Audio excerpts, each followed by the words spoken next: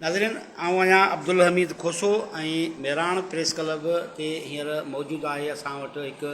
मिसकीन ग़रीब जेको हिकु फ़क़ीर तबियत जो दरवेश टाइप जो लॻे थो जंहिंजी ही तव्हांखे ॼंघ ॾिसूं हीउ वीचारो हीउ ॾिस ॼंघ बि हिनजी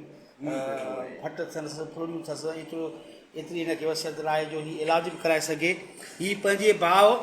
हीउ शाहनवाज़ सूमरो आहे शाह पंज जो ऐं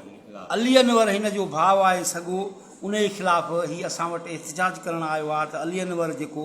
हिननि जो भाउ आहे रिटायर प्राइमरी उस्ताद आहे ऐं हिननि जा ॿ भाइर जेके हिकु पुलिस एहलकार हुयो ऐं ॿियो बि रिटायर पुलिस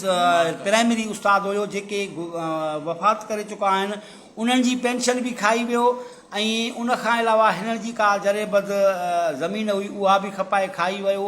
ऐं पोइ वरी हीउ अमड़ ऐं माउ पीउ अमड़ जी जॻह जेका हुई जंहिंमें अमड़ बि रहंदी हुई हिन जा ॿिया ॿ भाइर बि रहंदा हुआ हिन जी भेण बि रहंदी हुई। हाणे हू उन खां बि हिननि खे बेदख़ल थो करणु चाहे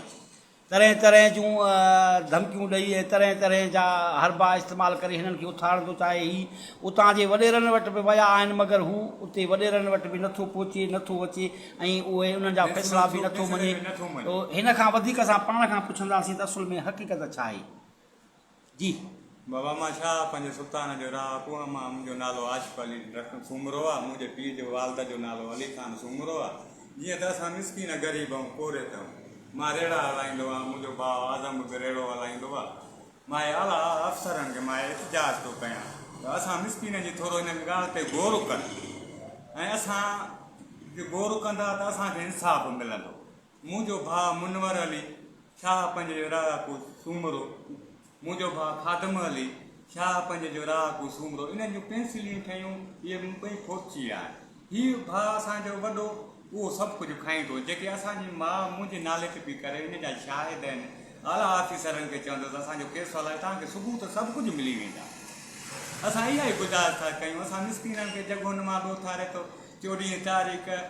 8 महीने ते पिस्टोल खणी आयो या बि जॻह ख़ाली कयो ऐं जंहिं जॻह में पाण थो रहे उन में मुंहिंजो चोथों हिसाह ॾिसो जॻह में जो बि अथसि उहो बि नथो हुजे काॾां काॾां फिराड पियो थो करे। मां मिसकीन आहे मां छा करे सघंदुसि अलाह खे ॾांहुं ॾींदो जेके आला ऑफिसर आहिनि जेके अलाह खे हाज़िर नाज़िर सम्झी ऐं हक़ कंदा आहिनि असांजो हक़ कनि। ज़मीन असांखां ज़मीन जो बि नथो थिए जॻुनि जो बि नथो थिए जेकी मां मुंहिंजे नाले ते पई करे